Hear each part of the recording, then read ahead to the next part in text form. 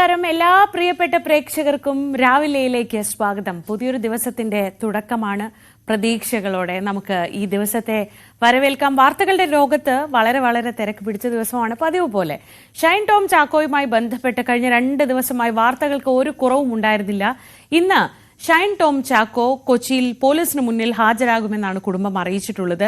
എന്തിനാണ് ഹോട്ടലിൽ നിന്ന് ചാടി ഇറങ്ങി ഓടിയത് എന്ന കാര്യത്തിൽ ഷൈൻ പോലീസിന് ഒരു വിശദീകരണം നൽകും. പോലീസ് സത്യത്തിൽ ഷൈനെ പിടിക്കാൻ പോയതല്ല, പക്ഷേ അവിടെ പിന്നെ നടന്നത് സിനിമയെ വെല്ലുന്ന നാടകീയ നിമിഷങ്ങളായിരുന്നു. അപ്പോൾ എന്തിനായിരുന്നു ആ ഓട്ടം എന്ന കാര്യത്തിൽ ഷൈന്റെ ഭാഗത്തു നിന്ന് ഇന്നൊരു വിശദീകരണം ഉണ്ടാകുമെന്നാണ് പ്രതീക്ഷിക്കുന്നത്. തിരുവനന്തപുരത്ത് നിന്നുള്ള ഏറ്റവും പ്രധാനപ്പെട്ട വാർത്ത, കഴിഞ്ഞ കുറേ ദിവസമായി സെക്രട്ടേറിയറ്റിന് മുന്നിൽ നടക്കുന്ന വനിതാ CPO ലിസ്റ്റിലുള്ള ഉദ്യോഗാർത്ഥികളുടെ സമരത്തിന്റെ ദൃശ്യങ്ങൾ. നമ്മൾ പലതരം വ്യത്യസ്തമായ സമരങ്ങൾ, കഠിനമായ സമരങ്ങളൊക്കെ നമ്മൾ കണ്ടു. അവരുടെ ലിസ്റ്റിന്റെ കാലാവധി ഇന്ന് അവസാനിക്കുകയാണ്. ഇനി അവരെന്താണ് ചെയ്യാൻ പോകുന്നത്? അതാണ് മറ്റൊരു പ്രധാനപ്പെട്ട വാർത്ത. അങ്ങനെ വാർത്തകൾ ഒരുപാടുണ്ട്. ക്രൈസ്തവ വിശ്വാസികളെല്ലാം ഉയർപ്പിന്റെ പ്രതീക്ഷയിലാണ്. നാളെയാണ് ഈസ്റ്റർ. അതിനുള്ള തയ്യാറെടുപ്പുകളിലാണ്. നമുക്ക് ആദ്യം പക്ഷേ കുറച്ച് പ്രാദേശിക വിശേഷങ്ങളിലേക്കാണ് നമ്മൾ പോകുന്നത്. നാട്ടിലെത്തൊട്ട്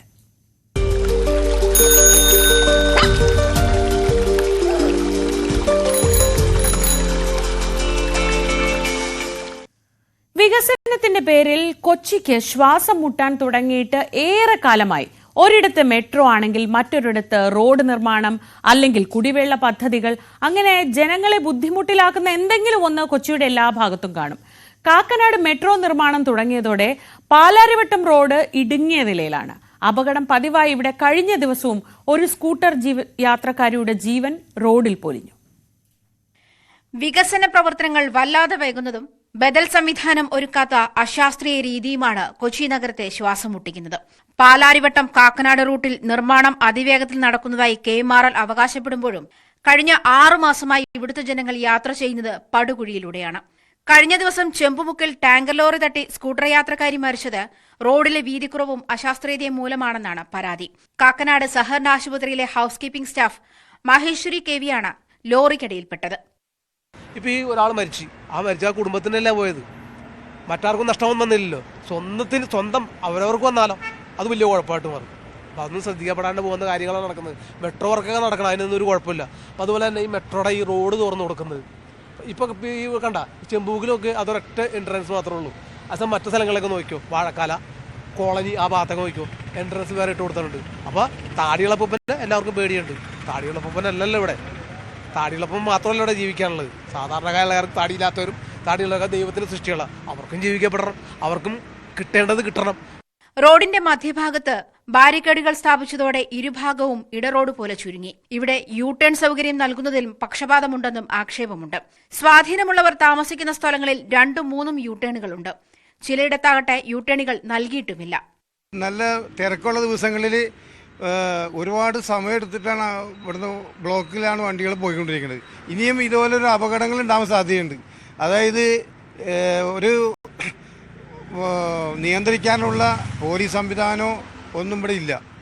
റോഡിന്റെ വീതി കുറഞ്ഞതോടെ പാർക്കിങ്ങിന് സ്ഥലമില്ലാതെയായി. പലരും ഇരുചക്രവാഹനങ്ങൾ ഫുട്പാത്തിലാണ് പാർക്ക് ചെയ്യുന്നത്. റോഡും വശങ്ങളും തമ്മിലുള്ള ഉയര വ്യത്യാസവും അപകട കാരണമാകുന്നു. ഗതാഗതക്കുരുക്ക് മുറുകുമ്പോൾ സ്കൂട്ടർ യാത്രക്കാർ ഫുട്പാത്തിലൂടെ കടന്നുപോകുന്നതും പതിവ് സംഭവമാണ്. സേഫ്റ്റി നൗ, കംഫർട്ട് ലേറ്റർ തുടങ്ങിയ ക്യാപ്ഷനുകളൊക്കെയാണ് മെട്രോയുടെ ബാരിക്കേഡുകളിൽ എഴുതി വെച്ചിരിക്കുന്നത്. പക്ഷേ ഫുട്പാത്തിലൂടെ 2 വീലറുകൾ കടന്നു പോകാതിരിക്കാൻ ഇതുപോലെ ഒരു കോൺക്രീറ്റ് ബ്ലോക്ക് എടുത്തു വെക്കാൻ പോലും മെട്രോയ്ക്ക് ഒരു ജീവൻ ബലി കൊടുക്കേണ്ടി വന്നു. വികസനം നല്ലതാണ്, പക്ഷേ ആളുകളുടെ ജീവന് വിലയിടുന്ന തരത്തിലേക്ക് മാറുമ്പോൾ ഒരുപക്ഷെ ജനരോഷമുണ്ടായേക്കാം. ക്യാമറമാൻ ശ്യാംലാലിനൊപ്പം ആജ്ഞ രവീന്ദ്രൻ, ന്യൂസ് 18 കൊച്ചി. എറണാകുളത്ത് തന്നെയാണ് അടുത്ത വാർത്ത. മുളവുകാട് കണ്ടെയ്നർ സർവീസ് റോഡിൽ പാലം നിർമ്മിക്കുന്നതിനെ കുറിച്ച് രാഷ്ട്രീയ പാർട്ടികൾ തമ്മിൽ വലിയ തർക്കം നടക്കുകയാണ്. പാലം നിർമ്മാണത്തിന് CPM എതിര് നിൽക്കുകയാണെന്ന് ആരോപിച്ച് കോൺഗ്രസ് അവിടെ ഒപ്പുശേഖരണമൊക്കെ നടത്തുന്നുണ്ട്. എന്നാൽ നിലവിലെ നിർമ്മാണം അശാസ്ത്രീയമാണെന്നാണ് തങ്ങളുടെ പരാതി എന്നാണ് CPMന്റെ വിശദീകരണം. കണ്ടെയ്നർ റോഡ് വന്നിട്ട് 10 വർഷം പിന്നിടുമ്പോൾ മുളവുകാട് ഇപ്പോഴും സർവീസ് റോഡില്ല.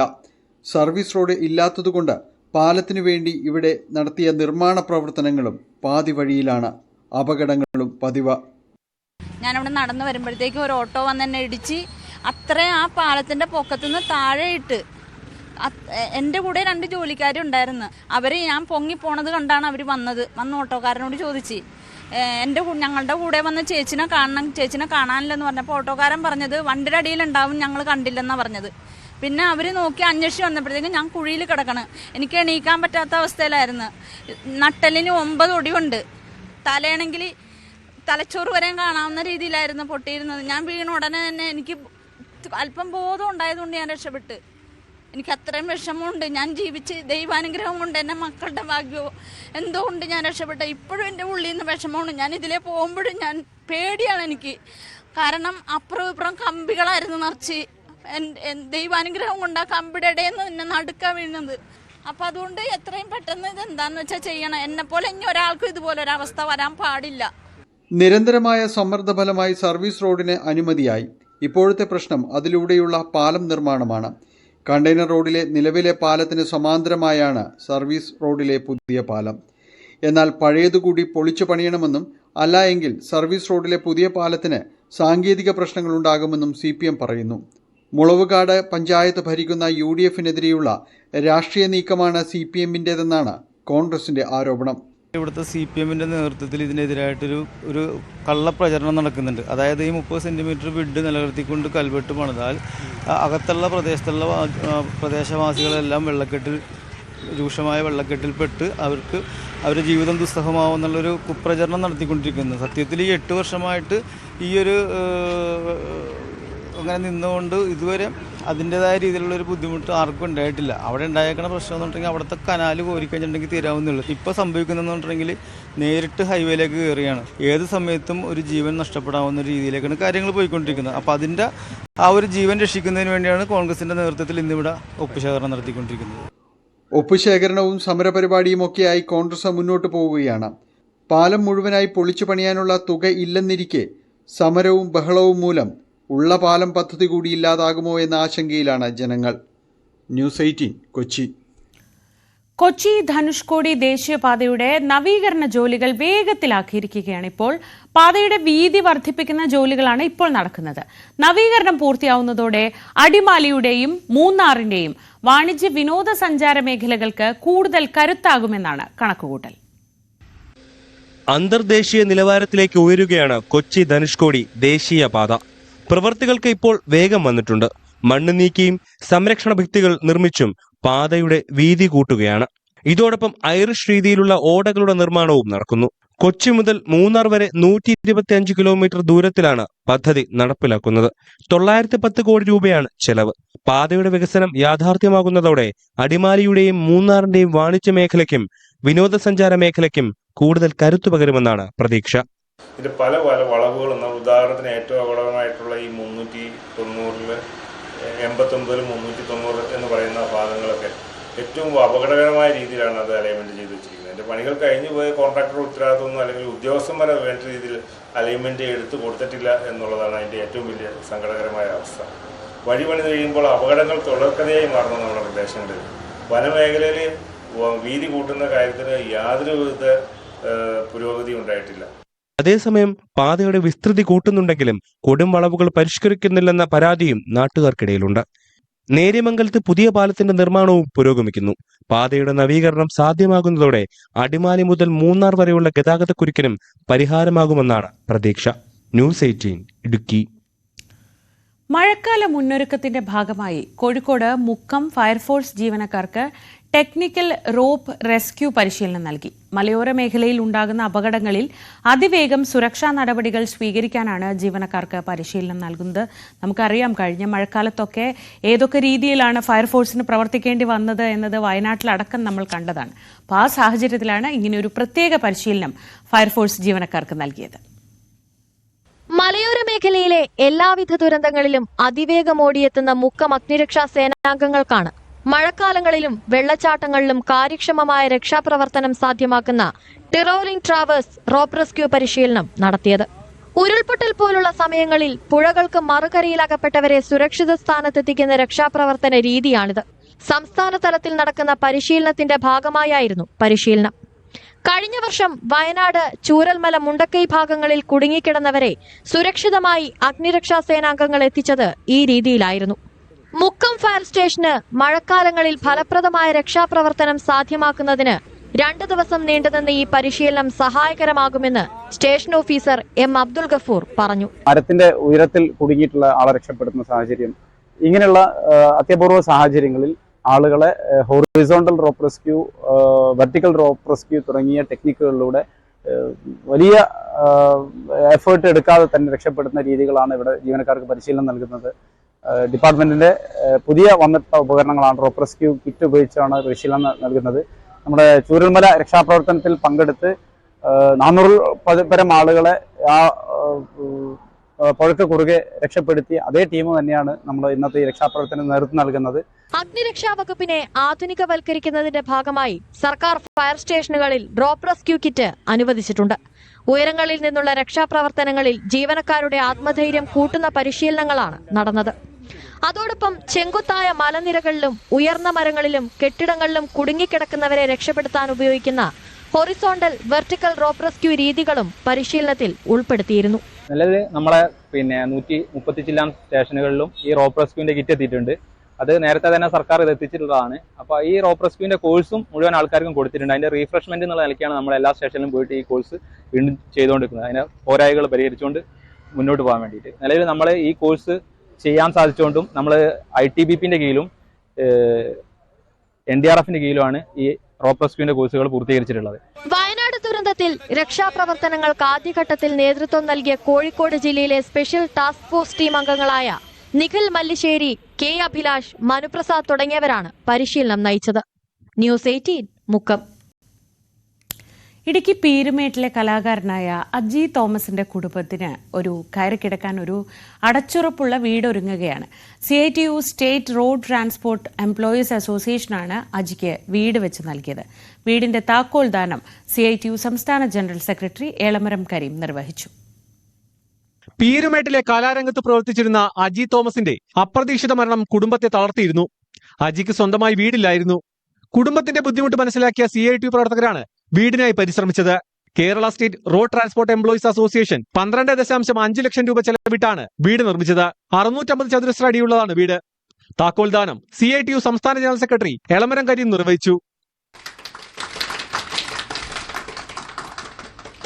ഈ പ്രവർത്തനം നടത്തിയ മഹത്തായി ജീവകാരുണ്യ പ്രവർത്തനത്തിന് നേതൃത്വം കൊടുത്ത KSRT എംപ്ലോയീസ് അസോസിയേഷനെ നിങ്ങളുടെ എല്ലാവരുടെയും പേരിൽ ഞാൻ അനുമോദിക്കുകയാണ്, അഭിനന്ദിക്കുകയാണ്. ഇത് വളരെ മാതൃകാപരമായ ഒരു പ്രവർത്തനം.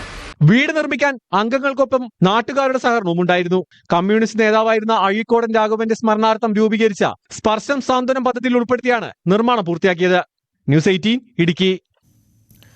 അമ്മയ്ക്ക് പിന്നാലെ അച്ഛനും യാത്രയായതോടെ നാടിന്റെ മുഴുവൻ വേദനയായി മാറിയിരിക്കുകയാണ് കായംകുളം പുള്ളിക്കണക്കകത്ത് ശിവതയും ശിവശങ്കറും.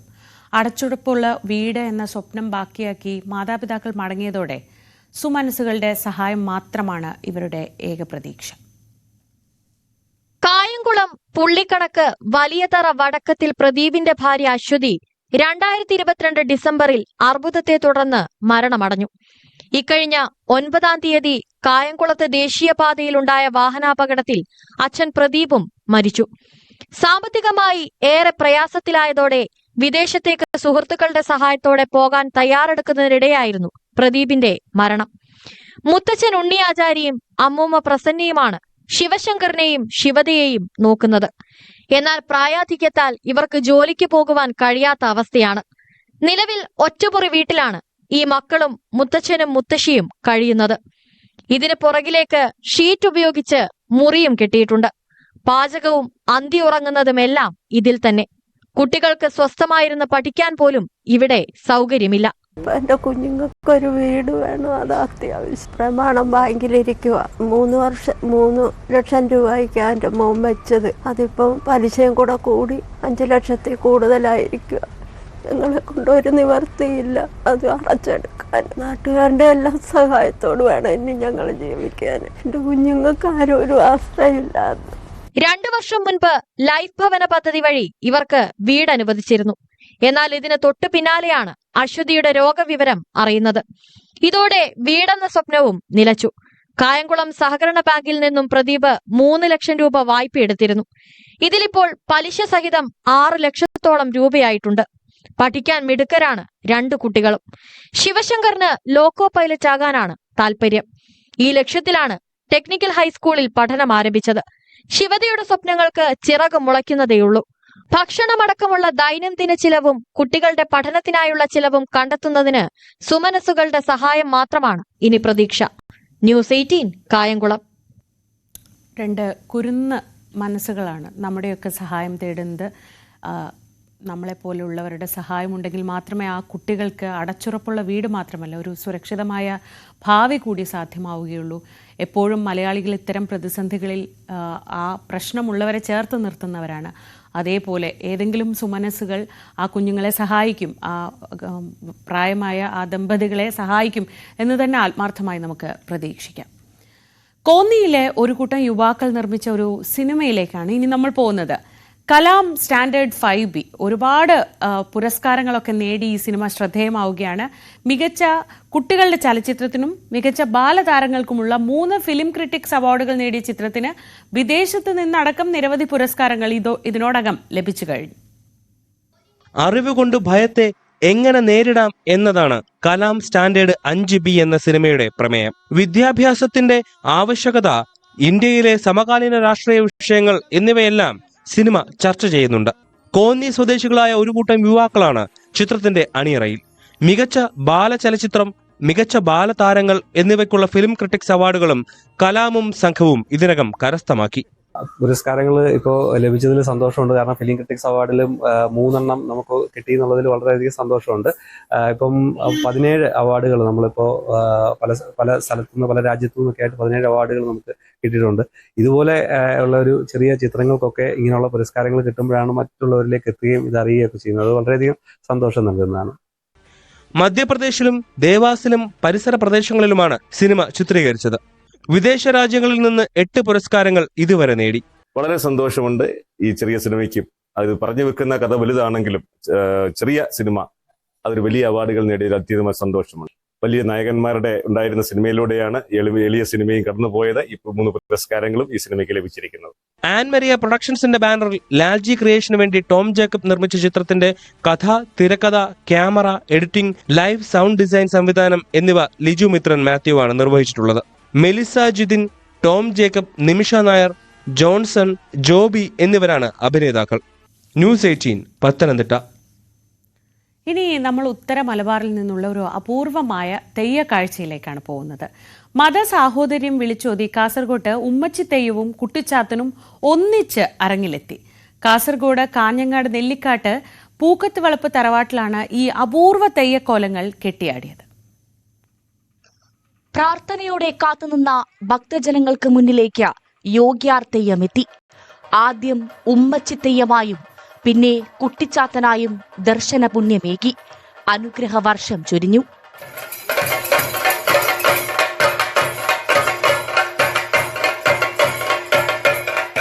കാക്കാട്ടുകോവിലകം, പൂക്കത്ത് വളപ്പ് തറവാട്, കണികൂലോം എന്നിവിടങ്ങളിൽ മാത്രമാണ് ഈ അപൂർവ തെയ്യം കെട്ടിയാടുന്നത്.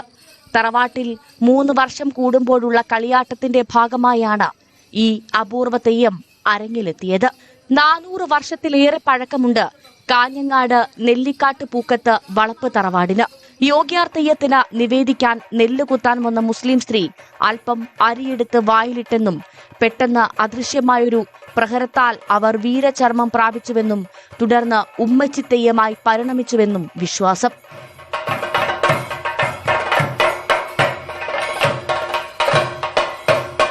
തറവാട്ടിലെ കളിയാട്ടത്തിന്റെ ഭാഗമായി ധർമ്മദേവം പൂക്കളത്ത്, ചാമുണ്ടേശ്വരി, വിഷുമൂർത്തി, രക്തേശ്വരി എന്നീ വേഷങ്ങൾ കെട്ടിയാടുന്നു. വിളക്കിലരിയോടെയാണ് ഇത്തവണത്തെ കളിയാട്ടത്തിന് സമാപനം കുറിച്ചത്.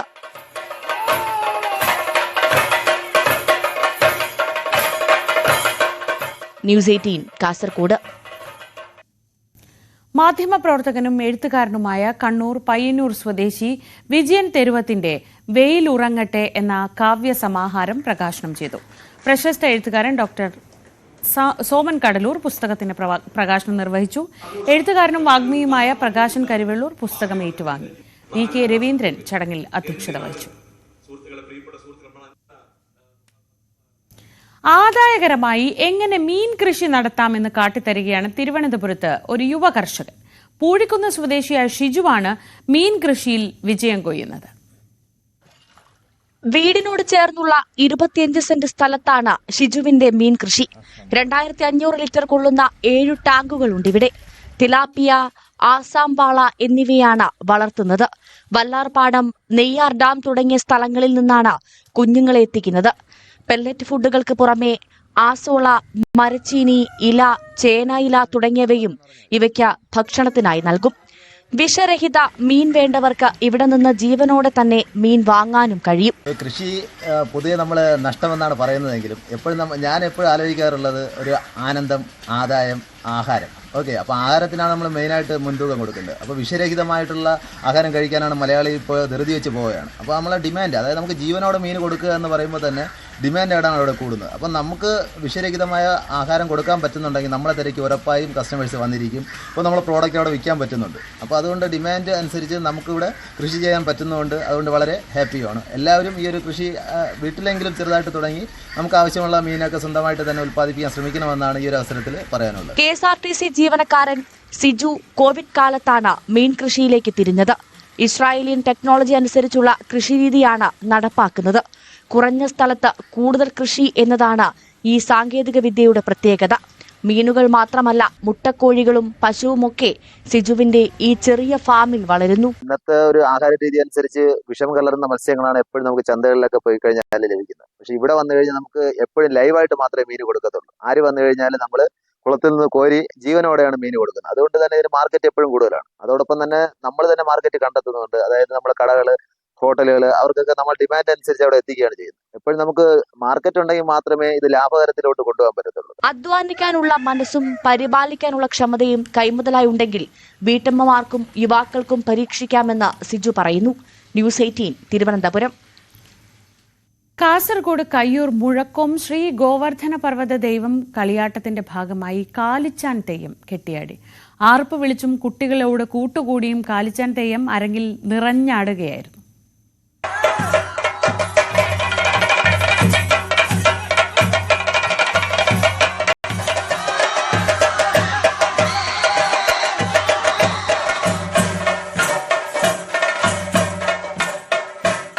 ക്ഷേത്രം കളിയാട്ട മഹോത്സവത്തിന്റെ ഭാഗമായാണ് കാലിച്ചാൻ തെയ്യം അരങ്ങിലെത്തിയത്. കന്നുകാലികളുടെ രക്ഷകനായാണ് കാലിച്ചാൻ തെയ്യത്തെ കർഷകർ കാണുന്നത്. നായാട്ട് സമൂഹത്തിന്റെ വിശ്വാസ സംരക്ഷകൻ കൂടിയാണ് കാലിച്ചാൻ. കൃഷിയും കന്നുകാലി വളർത്തലും മുഖ്യ തൊഴിലായി സ്വീകരിച്ച സമൂഹത്തിന്റെ ആരാധനാ കേന്ദ്രങ്ങളാണ് കാലിച്ചാൻ കാവുകൾ. കാർഷികാഭിവൃദ്ധിക്കും കന്നുകാലികളുടെ സംരക്ഷണത്തിനും വേണ്ടിയാണ് പൊതുവെ കാലിച്ചാൻ ദൈവത്തെ ആരാധിക്കുന്നത്. കാഞ്ഞിരമരത്തിലാണ് കാലിച്ചാൻ തെയ്യത്തിന്റെ അധിവാസമെന്നാണ് സങ്കല്പം.